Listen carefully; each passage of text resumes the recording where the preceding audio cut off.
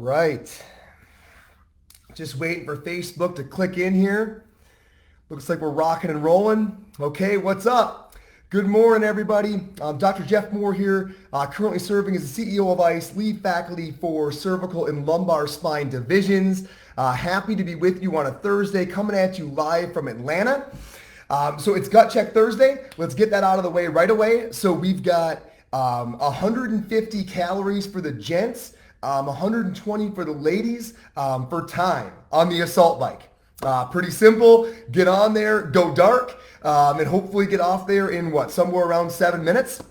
So that should be interesting. I've got Jordan cruising over here from Charlotte. We are heading into Onward Atlanta. Monique Cofino is going to be ready to rock and roll. So is Steve. So a whole bunch of us are going to be hammering Gut Check Thursday. We're actually going to hit two of them. We're going to hit the one from last week as well, the double unders and toes to bar. So back-to-back Gut Check Thursdays. Looking forward to that. What else do we got? Upcoming courses. Today, Out of Network Step-by-Step fires up. So if you're thinking about opening your own practice, if you're thinking about planning that for next year, Sarah and Kate are firing up our most recent out-of-network step-by-step cohort today. Then this weekend, we have the only time you're ever going to see this, our performing artist virtual version. So Jessica Davis is going to do a one-day version of our performing artist course on Saturday. I think it's $199. So if you want to tune in, many of you have asked about that course. This is a really cool way to get a sneak peek of that performing artist course, and then you'll get a discount for the actual 2-day live course if you ever want to go to that. So hit us up if you want to dive into that. What else is coming up? Next weekend, I know Zach Morgan's going to be doing lumbar spine in Milwaukee at Eric's clinic at Integra. Not this weekend, but next weekend. Always a great spot to do a course and get after the good folks of Wisconsin. So anyhow, great to see you. So today's Leadership Thursday. And I want to chat about how even selling your product isn't about you. So for those who have been around the ICE community for a while, we talk all the time about how it's not about you, right? It's never about you, right? The patient eval is not about you. The patient always gets the last word. The interventions that we choose are not about us. Right? We don't let our bias guide decision making. We let evidence and patient expectation and psychologically informed relationships guide decision making. But it's not about us. It's never about us. Well, believe it or not, that even tunes in or factors in to selling your own product, which if you thought something was going to be about you, it would be this, but it's not. So give me a chance to unpack this. So often on weekends, I'm asked questions like, Jeff, what are your thoughts on X or Y profession or intervention or this or that? And it's always a hard question because I don't have any blanket thoughts on entire professions, right? There tends to be excellence and nonsense in all of them, including ours, right? And also, I don't like... that question tends to lead towards kind of like a down a negative alley, and I don't love having my mind in that space often. I like to think about promoting things that we love. But there are some things that are the bane of my existence, right? And it's unfair or disingenuous to not be aware of that reality. And this factors into why selling ultimately doesn't have to be about you. So let me share a few things with you that I am against, that are the bane of my existence, right? Number one is unnecessary over-medicalization. There's few things that I disdain more than unnecessary over-medicalization, right? A great example is doing imaging for non-specific low back pain, right? For those of you who go to our lumbar spine course, you've seen the Oliviara article, right? The clinical practice guideline, right? Cumulative evaluation of clinical practice guidelines around the known world that shows that every single one of them is unanimous that we should not be imaging non-specific low back pain. Yet we can't seem to stop ourselves. Right? We know the sequela, right? We know the issues with MRIs down the road as far as increased costs, decreased outcomes, right? Let alone the thought viruses that all these things generate. We know why they're so bad, but we can't stop ourselves. Another example is opioids, right? For pain that is non-acute and non-traumatic.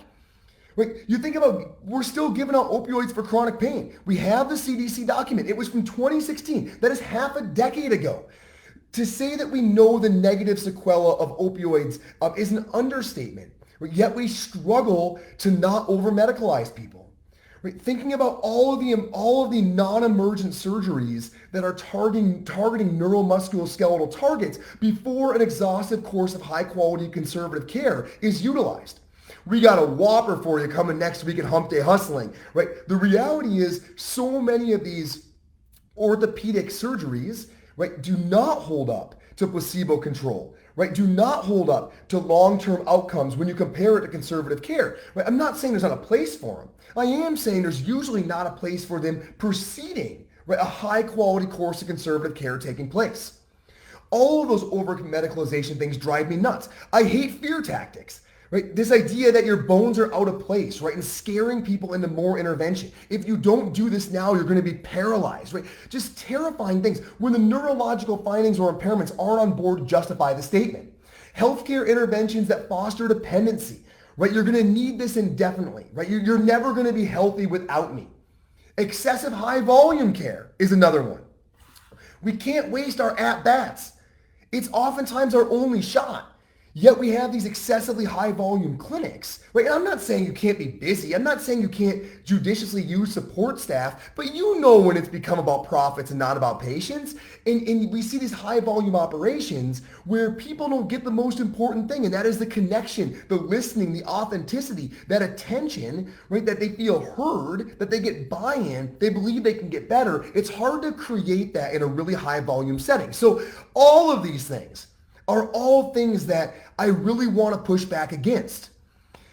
Now, I hate this stuff because I love the opposite. I love seeing people get really high quality care. I love seeing people living their best lives, getting after fitness, crushing their passions. Like, I absolutely love that stuff. And I just don't think it's that hard. It cannot be that hard, right? To avoid these interventions that we know have these negative sequelae and massive side effects that erode people's beliefs in their own healing potential. It can't be that hard to avoid using negative language, to avoid excessive greed, to make sure we can connect with folks and they have a space for that. This can't be that hard, right? So these things do drive me nuts. And to tie this all into why selling isn't about you, I got to take it back to I think it was 2012 or 2013. So one of my best friends, many of you know Eric Jaconis. Eric's been a part of ICE forever. Eric was my first mentor in all of physical therapy down at the University of St. Augustine, and has now become one of my best friends over the years. And Eric and I were chatting years ago. And Eric is well aware of my feelings on all of the things that I just mentioned to you and my passion behind that. And we weren't discussing that at the time. We were discussing marketing, right? And very specifically this fact that I didn't like marketing. Like I've never loved the idea of like blatant advertising, whether that was for our clinic or whether that was for ICE. Granted, back then ICE was very small at the time, right? Didn't have a whole lot of marketing budget, but I've never been real naturally comfortable in that space. This is actually where, partly where PT on ICE came from, because back in that day, I could jump on Periscope, get fired up about something that I really want to share with you all. And if that really hit you right, you know where to find us. So I could hop on here and deliver some value, and you could follow up if you wanted more info. But it wasn't that really blatant advertising that I always kind of loathed, especially early on. And so Eric and I are having this convo, right? And he really stopped me in my tracks. And knowing all that he knows, he said, you know, man, for how much you claim to really hate poor quality healthcare, you are surprisingly unwilling to do much to outcompete it.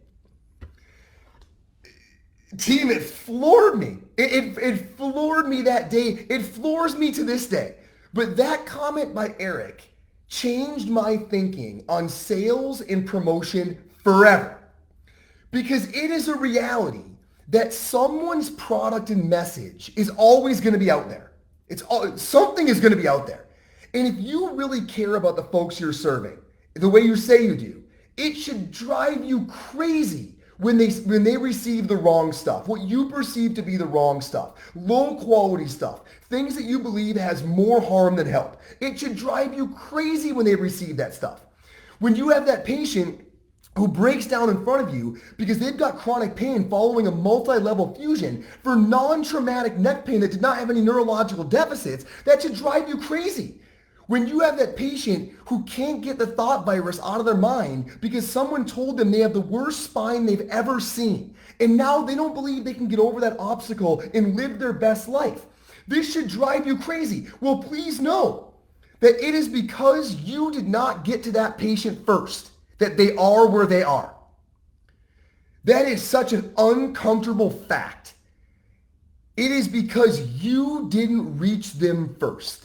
You didn't inspire them with your message. That is why they are where they are. You can point the finger at the other person all you want.